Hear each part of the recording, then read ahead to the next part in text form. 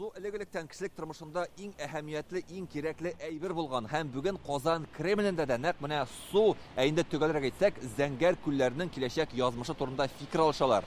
Мәсьәләнең ни дәрәҗәдә җитди булуын нәкъ менә шушы Кремльдә үткән җыелыштан да аңларга мөмкин. Монда әйтүләренчә, инде якын киләчәктә үк Зәңгәр күлләр һәм аң янындагы табигать та шушы тарихи корылма Кремль кебек үк кунакларны җәлеп итә торган гаҗәеп матур урынга әверелергә тиеш. Зәңгәр күл тыюлыгы безнең иң уникаль объект республика буенча. Бирегә төрле министрлык, ведомстволардан вәкилләр килгән. Зәңгәр күлләрне саклау мәсьәләсендә алтын урталыкны сайладык дип белгечләр. Туристларга да киртә куярга ярамый, тирә-юньгә дә зыян килмәскә тиеш. Моның өчен республика казнасыннан 350 миллион сумнан артык акча бүлеп бирелгән. Эшнең беренче этабында 76 миллионы тотылган инде.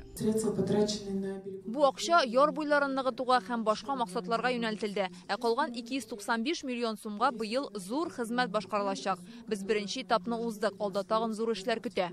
Ярты гасыр эчендә республикада 3133 табигый объект юкка чыккан. Моның төп сәбәбе кешеләрнең аларга зыян салуында. Промрейтинг аналитика агентлыгының социаль тикшерүне күрсәткәнчә, Казан халкының 90% Зәңгәр күлләренең саклана торган булуын теләй.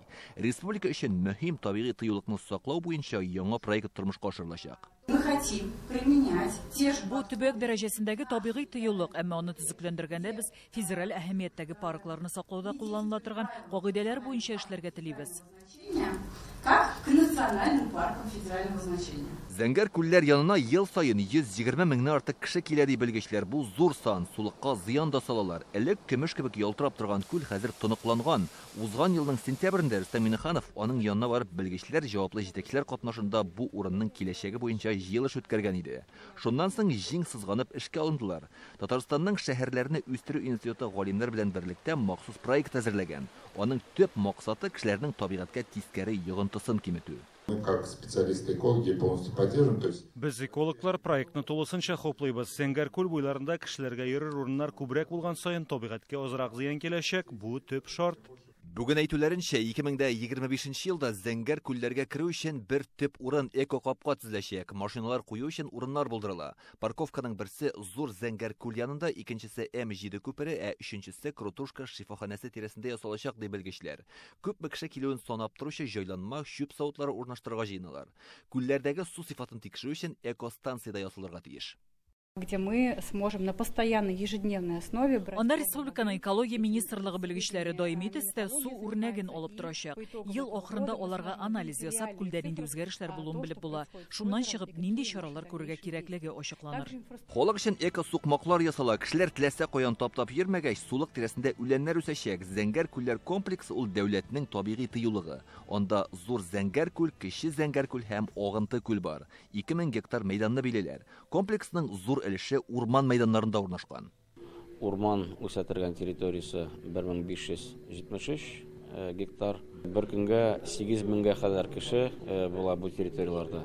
Бу бик зур нагрузка дип әйтәбез инде. Бик зур нагрузка. Һәм шушы менә чаралар, алар шушы туристик потокларны җәеп җибәрергә һәм бер урынга бик зур концентрация булмасына. Зәңгәр күлләргә килеп су кыйнарга яратучылар мәнфәгате дә исәпкә алынган. Андыйлар өчен 5 махсус урын ясала. Шул рәвешле суга керүен дә тыймыйлар. Билгеләнгән урында гына кыенгач, кешеләр тарафыннан сулыкка зыян да салынмый.